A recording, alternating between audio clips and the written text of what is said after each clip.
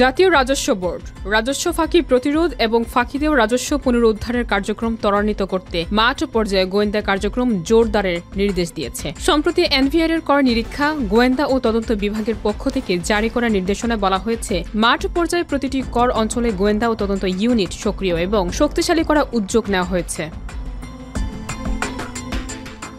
নির্দেশনায় আরও উল্লেখ করা হয়েছে, বিভিন্ন উৎস থেকে প্রাপ্ত গোয়েন্দা তথ্য, কর ফাঁকির অভিযোগ, প্রিন্ট এবং ইলেকট্রনিক সংবাদ মাধ্যমে প্রকাশিত প্রতিবেদন, আয়কর নথিতে অস্বাভাবিকতা, অস্বাভাবিক করমুক্ত আয় বা সম্পদে অপ্রত্যাশিত বৃদ্ধি, এসব ক্ষেত্রে দলগুলো তদন্ত কার্যক্রম শুরু করবে। তদন্তের মাধ্যমে যদি সুনির্দিষ্ট প্রমাণ পাওয়া যায়, তাহলে সংশ্লিষ্ট দল গোয়েন্দা ও তদন্ত কমিটির অনুমোদনের জন্য প্রতিবেদন দাখিল করবে। অনুমোদন মিললে রাজস্ব পুনরুদ্ধারের জন্য প্রয়োজনীয় আইনি পদক্ষেপ গ্রহণ করা হবে।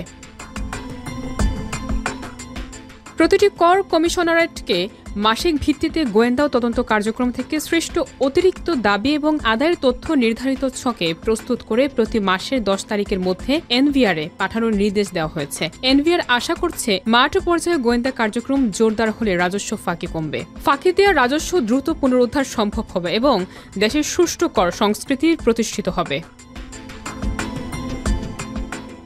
বিশেষজ্ঞরা বলছেন, এই ধরনের গোয়েন্দা নজরদারি শুধু রাজস্ব আদায়ের সহায়ক নয়, করদাতাদের মধ্যে সতর্কতা বৃদ্ধি এবং কর সংস্কৃতির উন্নয়নের ক্ষেত্রেও গুরুত্বপূর্ণ ভূমিকা রাখবে। মাঠ পর্যায়ে গোয়েন্দা দলগুলোর সক্রিয় উপস্থিতি ও নিয়মিত নজরদারি রাজস্ব ফাঁকির হার কমাতে সহায়ক হবে।